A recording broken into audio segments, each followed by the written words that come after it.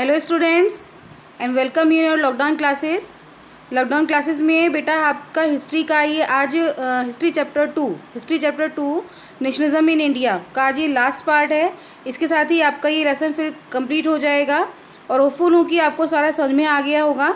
तो पढ़ते हैं the sense of collective belonging कि भारत में जो अलग अलग समुदायों में लोग विभाजित थे तो उनके अंदर कैसे एकजुट होने की भावना का विकास हुआ, उन लोगों ने इकट्ठे होकर के कैसे एक मूवमेंट को अंजाम दिया।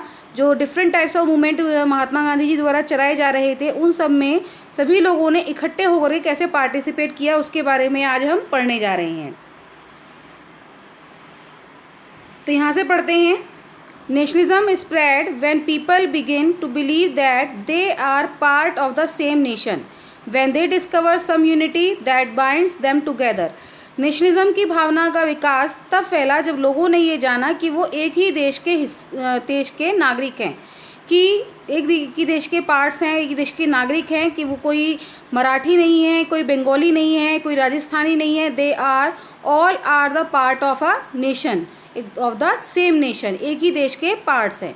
When they discover some unity that binds them together, उनको ये एहसास हुआ कि ये यूनिटी उन सबको इकट्ठा रख सकती है। But how did nation become a reality in the minds of people, लेकिन लोगों के मन में ये राष्ट्रीयता का विचार जो था ये कैसे आया। How did people belonging to different communities, regions और languages groups develop a sense of collective belonging, कि किस प्रकार से जो अलग अलग समुदायों के लोग थे, अलग अलग राज्यों के लोग थे, क्षेत्रों के लोग थे, अलग अलग भाषाओं को बोलने वाले लोग थे, तो सभी लोगों ने एकजुट होने की भावना का विकास उनमें कैसे आया, इसके बारे में पढ़ते हैं। This sense of collective belonging came partly through the experience of United struggle, ये सेंस जो था कलेक्टिव बिलोंगिंग का ये यूनाइटेड स्ट्रगल का पार्ट बन गया। But there were also a variety of cultural process through which nationalism capture people's imagination, लेकिन जो वैरायटी थी कल्चरल की, कि बहुत सारी कल्चर हमारे यहाँ फॉलो करे आते हैं, जैसे कि मैंने आपको बताया कि अलग अलग राज्यों में अलग अलग कल्चर्स फॉलो करते हैं। तो ये अभी भी लोगों के इमेजिनेशन का ये विचार था, मतलब उनके माइंड में चल ही रहा था कि सभी लोग जो हैं अलग अलग कल्चर्स को लेकर के कैसे यूनाइट हो सकते हैं। History and fiction, folklore and songs, popular prints and symbols are played a part in the making of nationalism. अब जो हमारी हिस्ट्री है, जो हमारे फिक्शंस है, जो हमारे खोजें हैं, जो हमारी हिस्ट्री है, हमारा इतिहास है, जो हमारे फोक सॉन्ग्स हैं, फोकलोर हैं, सॉन्ग्स हैं, तो इन सभी ने, प्रिंट्स ने, सिम्बल्स ने, सभी ने इकट्ठा एक इनका अपना रोल था सभी चीज़ों का, जिन्होंने कि भारत के नेशनलिज्म की भावना को विकास दिया। जैसे कि चाहे हम राजस्थानी हैं, गुजराती हैं, कुछ भी हैं, लेकिन हमारी हिस्ट्री क्या है, हमारी हिस्ट्री एक ही है, because the history belonging to Indians. The identity of the nation as you know, see chapter 1 में देखा कि आपने कि किस तरीके से लोगों ने अपने एक ही देश के अंदर अपना एक ही हिस्ट्री माना, अपनी एक ही हिस्ट्री माना, एक ही इतिहास माना, एक ही लैंग्वेज सबने डिसाइड किया बोलने के लिए, और इस तरीके से सभी लोगों के मन में राष्ट्रीयता की भावना का विकास हुआ। The identity of the nation as you know that is in seen chapter 1 is most often symbolised in a figure or image. कोई भी जो आइडेंटिटी होती है वो एक इमेज से सिम्बलाइज होती है। जैसे कि आपको चैप्टर 1 में जर्मेनिया और मेरेनी के बारे में आपको बताया था मैंने। Germania is the mother symbol, या उनका जो Motherland, symbol of Motherland in Germany, ये था उसके अंदर। This has create an image with which people can identify the nation, और ये एक इमेज होती है, एक चित्र होता है जिससे कि हम अपने आप को आइडेंटिफाई करते हैं कि हम उस देश के नागरिक हैं। जैसे कि चलो आगे पढ़ाते हैं इसके बारे में। It was in the 20th century with the growth of nationalism that the identify of India came to be visually associated with the image of Bharat Mata. वही इसके अंदर बात है, मैं अभी आपको यही समझाने वाली थी कि 20th सेंचुरी में नेशनलिज्म की ग्रोथ बढ़ती जा रही थी। आपने देखा कि महात्मा गांधी जी आए, उन्होंने सोते हुए लोगों को जगाया, जो अलग अलग भाषाओं में, अलग अलग राज्यों में अपने आप को मानते थे, उनको कलेक्ट करा, उनको एक ही राष्ट्रीयता की भावना उनके अंदर भरी कि आप एक ही देश के नागरिक हैं और सभी को एकजुट होकर के ही देश की आज़ादी के लिए प्रयास करना है। तो ये सब चीज़ें जो थी, ये एक लोगों के मन में उनको आइडेंटिटी से इंट्रोड्यूस कराया कि that you are the Indian, कि आप क्या हैं, इंडियन हैं। तो इस तरह से आइडेंटिटी जो थी भारत की वो एक इमेज के रूप में बना दी गई, जिसका नाम रखा गया भारत माता। तो ये वो समय था जिसमें कि हम भारत माता, जो आज अपने आप को बोलते हैं कि we are the son of Bharat Mata, कि हम भारत माता के बच्चे हैं, पुत्र हैं उनके। तो उसी तरीके से ये जो इमेज थी भारत माता की, ये उस समय से ही बननी शुरू हो गई। The image was first created by Bankim Chandra Chattopadhyay. इसकी जो इमेज थी ये सबसे पहले बंकिम चंद्र चट्टोपाध्याय ने बनाई थी, जिन्होंने कि हमारा नेशनल सॉन्ग वंदे मातरम भी लिखा है। इन द 1870s में ही wrote Vande Mataram as a hymn of motherland, hymn of motherland, Bharat Mata के लिए इन्होंने वंदे मातरम गीत भी लिखा उन्होंने अपनी भारत माता को के बारे में डिस्क्राइब करने के लिए। Later it was included in his novel Anand Math and widely sung during the Swadeshi movement in Bengal.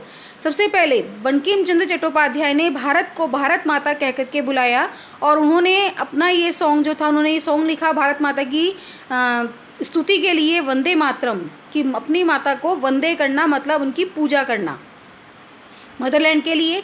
इसके बाद उन्होंने ये जो सॉन्ग था उन्होंने अपने नोवेल में आनंद मठ में भी लिखा। और इसके बाद जब ये स्वदेशी मूवमेंट स्टार्ट हुआ बंगाल में, तो जो लोग मार्च करते थे तो वो इस मूवमेंट को अपने साथ में गाते हुए जाते थे। Moved by the swadeshi movement, Rabindranath Tagore painted his famous image of Bharat माता। भारत माता की सबसे पहली इमेज जो थी, जो चित्र जो था उनका, जो किसने बनाया, उन्होंने रविंद्रनाथ टैगोर ने। सबसे पहले नहीं, उन्होंने रविंद्रनाथ टैगोर ने इनकी इमेज बनाई। देखिए ये जो आपको इमेज दिख रही है ये बनाई थी रविंद्रनाथ टैगोर ने। ये उस समय के महान चित्रकार थे, उन्होंने इनकी इमेज बनाई थी। तो ये इमेज किस प्रकार की थी, and it was painted by different artist. इसके बाद में अलग अलग आर्टिस्ट ने इसको डिफरेंट किया, इसको बनाना शुरू करा। In this painting Bharat Mata is portrayed as an aesthetic figure, एक एस्थेटिक फिगर में है, एक शांतिपूर्ण फिगर में है। She is calm, composed, divine and spiritual. In subsequent years the image, वो एक काम है, शांति प्रिय है, एक भक्ति के रूप में है, उनके हाथ में माला भी है दिखा रही हैं, और एक बिल्कुल ही शांत रूप में इनकी इमेज जो है रविंद्रनाथ टैगोर जी ने बनाई। और फिर आगे के आने वाले चित्रकारों ने इसी में से आइडिया लेकर के डिफरेंट पेंटिंग्स भारत माता की बनाई। Devotion to this mother figure came to be seen as evidence of one's nationalism.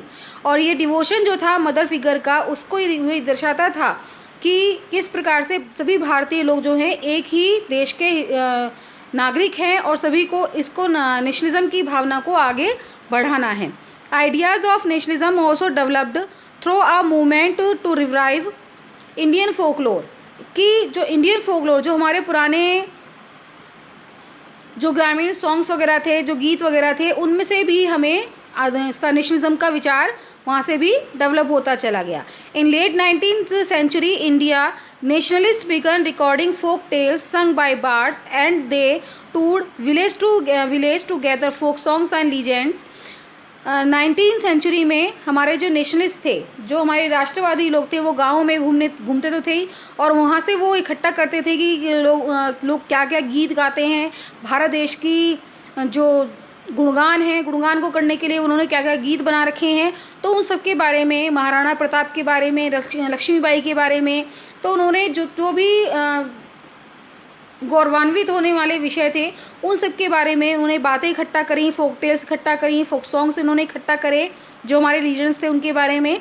These tales they believed gave a true picture of traditional culture that had been corrupted and damaged by outside forces। उन्होंने ये सारी कहानियाँ इकट्ठी करी, लोगों के सामने उनको सुनाया, सुनाते वक्त ये कहा कि भारत का इतिहास इतना गोल्डन टाइम था, कि इतना सुनहरा इतिहास था, इतना कि जो बाहर से लोग आए थे उन्होंने इसको सारा ही डिस्ट्रॉय कर दिया। तो आज वो समय है कि हम सभी लोगों को इकट्ठा होना है, आउटसाइडर्स को भगाना है और अपने देश को एक नया रूप दे करके आगे पूरे दुनिया के सामने प्रस्तुत करना है। It was essential to preserve this folk tradition in order to discover one's national identity and restore a sense of pride in one's past। वही बात जो मैंने भी आपको बताई कि वो अभी ये ज़रूरी है कि हम सभी को इकट्ठा होना चाहिए, नेशनल आइडेंटिटी को पहचानना चाहिए और अपने प्राइड के लिए, अपने देश के गर्व के लिए जो हमारा इतना गौरवान्वित इतिहास था उसको आगे बढ़ाने के लिए हमें इकट्ठा होना चाहिए। In Bengal Rabindranath Tagore himself began collecting ballads, nursery rhymes and myths and led the movement for folk revival. Rabindranath Tagore जो थे वो भी ऐसे घूमते थे, गाँव में जाते थे, गाँव में जाकर के लोगों से बातचीत करते थे और वहाँ के लोग जो गीत गाया करते थे देश की गुणगान के लिए, उन सभी को वो इकट्ठा करके लोगों के सामने प्रस्तुत किया करते थे। सभी का संग्रह बना के रखा करके लोगों को सुनाया करते थे। In Madras Natesa Sastri published a massive 4 volume collection of Tamil folk tales the folklore of southern India. Natesa Sastri उन्होंने भी एक 4 वॉल्यूम का कलेक्शन तमिल फोक टेल्स के नाम तमिल, जिसमें कि तमिल के इतिहास की कहानियाँ थीं, the folklore of southern India के बारे में उन्होंने देखा कि भाई साउथर्न इंडिया में क्या क्या। आपने देखा होगा कि साउथ का वो इलाका था जिसमें कि जो मुस्लिम शासक थे वो बहुत परेशान हो गए थे उस पर कब्ज़ा करने के लिए, लेकिन वो उनकी पहुंच से दूर ही बना रहा। तो उसके इतिहास के बारे में उन्होंने इकट्ठा करा। ही believe that folklore was national literature. उन्होंने कहा कि जो हमारी फोकलोर हैं, जो गीत गाते हैं, ये नेशनल लिटरेचर हैं, कि पूरे देश को इकट्ठा करने के लिए लिटरेचर हैं। It was the most trustworthy manifestation of people's real thoughts and characteristics. और ये एक मोस्ट ट्रस्टवर्दी मतलब कि सभी को ऐसी बातें हैं जिस पर कि सभी लोग विश्वास कर सकते हैं कि लोगों की real thoughts and real characteristics हैं, कि लोग इनकी विशेषताओं के बारे में जान सकते हैं कि ये वास्तव में कोई कहानियाँ नहीं हैं, कि भारत का इतिहास ही इतना सुनहरा था, इतिहास इतना गौरवान्वित था, उसके बारे में लोगों को जानना बहुत ज़रूरी है। As the national movement developed, nationalist leaders become more and more aware of such icons and symbols in unifying people and inspiring in them a feeling of nationalism। जैसे जैसे नेशनल मूवमेंट डेवलप हो रहा था, national leaders जैसे ज़्यादा लोगों को aware कर रहे थे इन आइकन्स के बारे में, सिम्बल्स के बारे में, कि भाई लोगों को इकट्ठा होना चाहिए, इनको इंस्पायर कर रहे थे सभी लोगों को कि आपको एकजुट होना चाहिए, राष्ट्रीयता की भावना का विकास हो रहा था। During the swadeshi movement in Bengal a tricolour flag red green and yellow was design. ये पहली बार थी जब भारत में एक झंडा उसका बनाया गया। जैसे कि आपको मैंने बताया था कि फर्स्ट चैप्टर में कि जब कोई देश बन रहा था तो उसका झंडा सबसे पहले बनकर के तैयार हुआ था, उसका फ्लैग बनकर के तैयार हुआ था, दैट सिंबलाइज द नेशन, कि वो उस देश को रिप्रेजेंट कर रहा था। ऐसे ही स्वदेशी मूवमेंट में जो बंगाल में स्टार्ट हुआ तो फर्स्ट टाइम एक ट्राई कलर फ्लैग जो था जिसमें कि रेड ग्रीन और येलो कलर थे, उन सबसे मिलकर के एक झंडा डिज़ाइन हुआ। It had 8 lotus representing 8 provinces of British India. इसमें 8 लोटस थे, 8 कमल के फूल थे जो दर्शाते थे कि अंग्रेजी जो साम्राज्य है उनका किन 8 प्रदेशों पर प्रोविनेंसेस जो होती उनकी उन पर अधिकार है। एंड एक क्रिस्केंट मून और एक आधा कटा हुआ चांद था, रिप्रेजेंटिंग हिंदूज एंड मुस्लिम्स। तो ये दोनों चीज़ें जो थी ये हिंदू और मुस्लिम दोनों को ही दर्शाती थी। By 1921 Gandhi ji had design the Swaraj flag. 1921 में गांधी जी ने स्वराज फ्लैग डिज़ाइन करा। It was again a tricolour red green and white. Red green और वाइट ये भी दोबारा से 3 कलर का ही फ्लैग था। And had a spinning wheel in the centre, और इसके बीच में एक स्पिनिंग व्हील था, चरखा था इसके बीच में, representing the Gandhian ideal of self help, जो कि गांधी जी के विचारों से ही प्रभावित था, दर्शाता था उनको कि सभी व्यक्तियों को आत्म सक्षम होना चाहिए। Carrying the flag holding it aloft during marches become a symbol of defence. सब जो लोग मार्च करने के लिए आते थे तो अपने हाथ में ये झंडा लेके जाते थे, जो ये दर्शाता था कि सभी लोग आपस में अब इकट्ठे हैं। Another means of creating a flag feeling of nationalism was through reinterpretation of history. दूसरा मीनिंग जो था creating a feeling of nationalism का वो ये था कि लोगों को इतिहास से जोड़ना, इतिहास की बातों को सुनाना उनसे, ताकि उन लोगों में जोश हो सके, अपने इतिहास पर गर्व कर सकें और सभी एकजुट हो सकें। Bye the end of 19th century many Indians began feeling that to instill a sense of pride in the nation, Indian history had to be thought about differently। कुछ by the end of 19th century के अंत में Indians जो थे began feeling that instilled sense of pride in the nation. Indian history had to be thought about differently. Indian history जो थी वो अलग अलग तरीके से थी, मीन्स कि यहाँ पर जो हमारा इतिहास था वो अलग अलग तरीके से था। 19वीं सेंचुरी में इंडियंस ने सभी को, लोगों के अंदर ये उनके अंदर विश्वास भरा कि सभी लोग गर्व कर सकें अपने देश की बातों पर। लेकिन भारतीय इतिहास जो था उसके अंदर बहुत सारी अलग अलग बातें भी शामिल थी।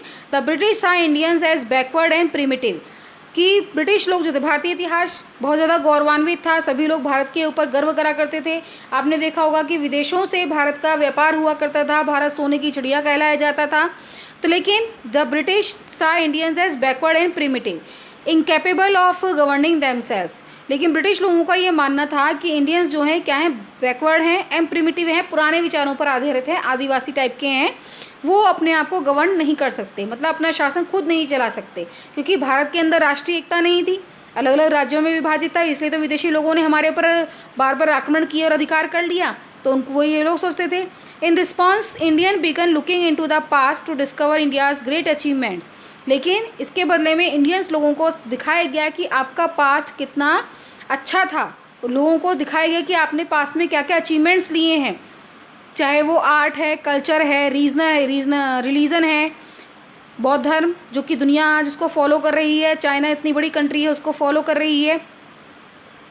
बौद्ध धर्म कहाँ की पैदाइश है, इंडिया की पैदाइश है। भारत के आर्यभट्ट, चरक, जिस समय में लोगों को चिकित्सा के बारे में नहीं पता था, उस समय हमारे सुश्रुत जो महान चिकित्सक थे सुश्रुत, वो प्लास्टिक सर्जरी करने में माहिर थे। मैथमेटिक्स, लोगों ने तो बाद में जाना कि 9 ग्रहों की पूजा होती है, कि आसमान में 9 ग्रह हैं, लेकिन हमारे यहाँ तो कितने सदियों से पहले से ही लोगों को पता था कि हम 9 ग्रहों की पूजा करते हुए आ रहे थे।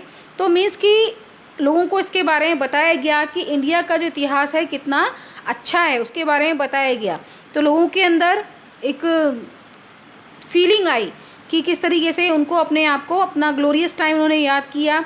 तो हिस्ट्री के को याद करके लोगों ने एकजुट होना शुरू कर दिया। लेकिन ये कब डिस्ट्रॉय होता चला गया, जब कॉलोनियल पावर जो थी इंडिया के अंदर आई, और भारतीय इतिहास तो जो इतिहास था वो तो था ही सेम, लेकिन भारत का भविष्य खराब होता चला गया। These nationalist histories argued that the readers to take pride in India's great achievement in the past and struggle to change the miserable conditions of life under British rule। तो उनका ये वही था कि नेशनल हिस्टोरियंस बोलते हैं बार बार कि भारत का इतिहास इतना सुनहरा था, लेकिन अंग्रेज़ों के आने से ये सारा खराब होता चला गया, भविष्य खराब होता चला गया ब्रिटिश रूल के आने से। These efforts to unify people were not without problem। When the past being glorified was Hindu, when the image celebrated were drawn the Hindu iconography, the people of other communities felt left out।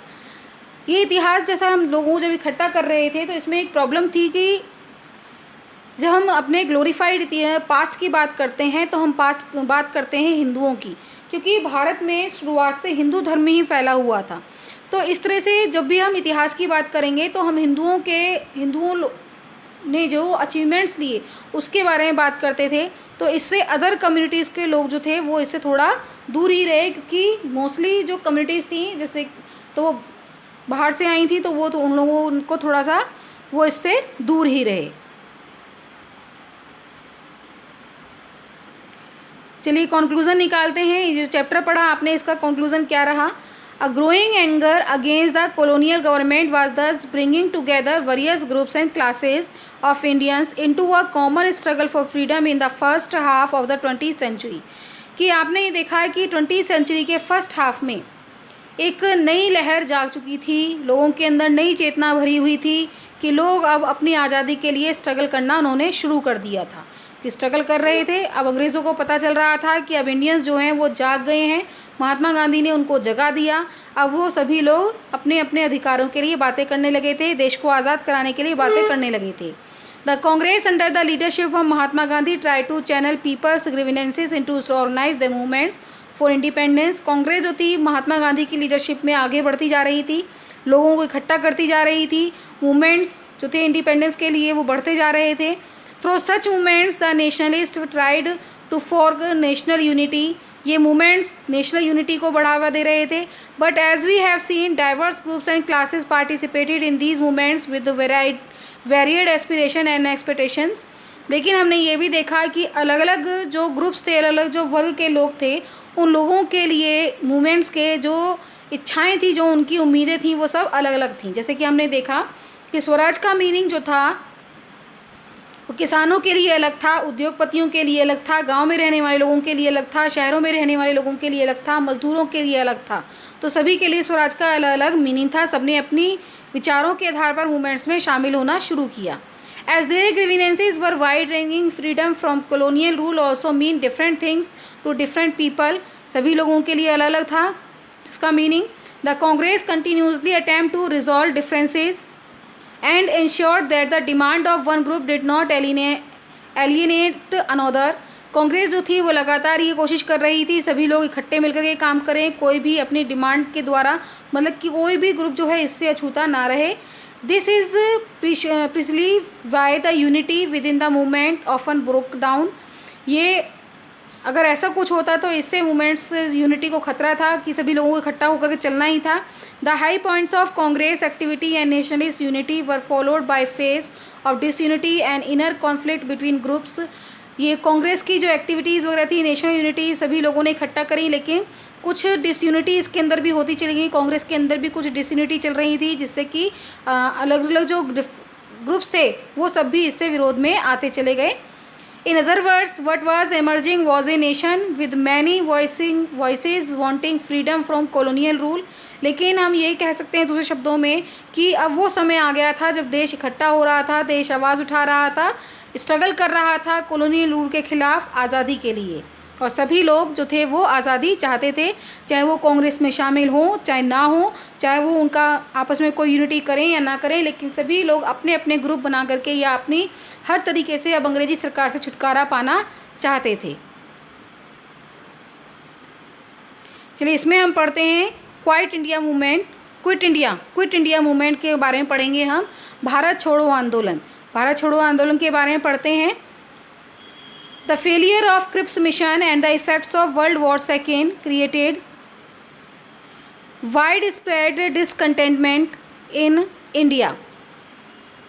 Cripps Mission Bharat आया था, उसने कुछ संवैधानिक विचारों का उपाय, उसने कहा कि भारत को संवैधानिक तौर पर इकट्ठा उसके लिए कुछ संविधान बनाते हैं.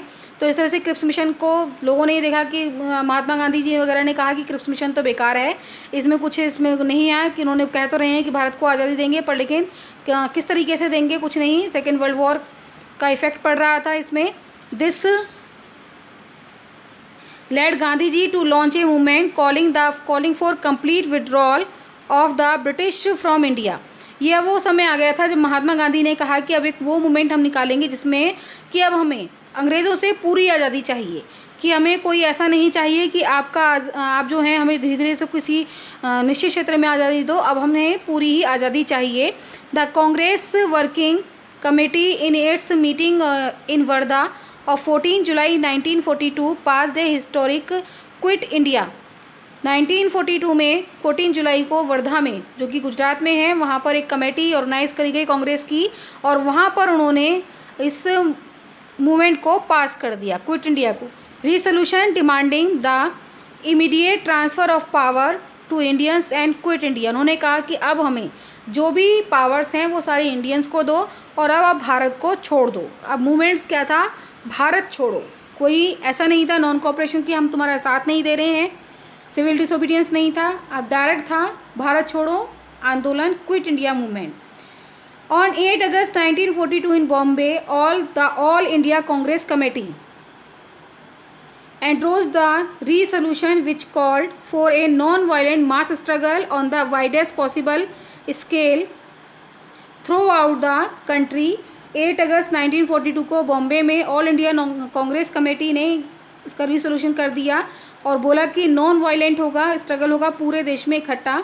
It was on this occasion that Gandhi ji believed the famous do or die speech. ये वो समय था जिस समय महात्मा गांधी ने डू और डाई का नारा दिया, उसके ऊपर भाषण दिया. बहुत बार क्वेश्चन आता है कि who gave the idea of do and die. Do and die का विचार किसने दिया? महात्मा गांधी ने जी दिया। और कब दिया? In the movement of quit India. Quit India movement में उन्होंने ये दिया था। The call for quit India almost brought the state machinery to a standstill in large parts of the country as people voluntarily threw themselves into the thick of the movement। सभी लोगों को इसमें इकट्ठा किया, डिफरेंट पार्ट्स जो थे country में सभी लोगों से वॉलंटियर्स को इसमें इकट्ठा करके इसको बुलाया गया, सभी लोगों को क्विट इंडिया के में इसमें जोड़ा गया। The movement was truly a mass movement which brought into its ambit thousands of ordinary people, namely students, workers and peasants। सभी लोग इसके अंदर शामिल थे, बहुत बड़े पैमाने पर ये मूवमेंट स्टार्ट हुआ। It also saw the active participation of leaders, namely Jayaprakash Narayan, Aruna Asaf Ali and Ram Manohar Lohia and many women such as Matangini Hazra in Bengal, Kanaklata Barua in Assam and Rama Devi in Orissa. इन सभी लोगों ने इसमें पार्टिसिपेट किया, जो बड़े बड़े लोग थे सभी लोगों ने इसमें पार्टिसिपेट किया। The British responded with much force yet it took more than a year to suppress the movement. British ने बहुत कोशिश करी इस मूवमेंट को रोकने के लिए, लेकिन फिर भी ये मूवमेंट 1 साल तक चला, 1 साल से ज़्यादा तक ये मूवमेंट चला। ब्रिटिश ने बहुत ज़्यादा इसको रोकने की कोशिश करी। सो स्टूडेंट्स, यहाँ पर आपका ये एक्सप्लेनेशन इस चैप्टर का फिनिश होता है। होपफुल हूँ कि सारा आपको समझ में आ गया होगा, सब बच्चों ने ध्यान से सुना होगा। हड़ताल इसमें भी करी गई मूवमेंट्स में, तो आपको अच्छी तरह से समझा दिया गया है। तो आपको अच्छी तरह समझ में आने के बाद में कोई भी आपकी क्वेरी हो तो आप मुझे कॉल करके कह सकते हैं, कोई भी आप इसमें मुझे मैसेज भी इसके लिए कर सकते हैं। So students, take care and goodbye. लेकिन आज एक बात और कहना चाह रही हूँ कि ये इस चैनल को मेरे को आप सब्सक्राइब भी करें और लाइक और शेयर भी ज़रूर करें, ताकि और लोगों को भी इसका फ़ायदा मिल सके और लोग भी इससे जुड़ सकें और लॉकडाउन का फ़ायदा उठा सकें आपकी तरह से, उन लोगों को भी क्लासेस उनकी मिल सकें। Okay students, take care and good bye.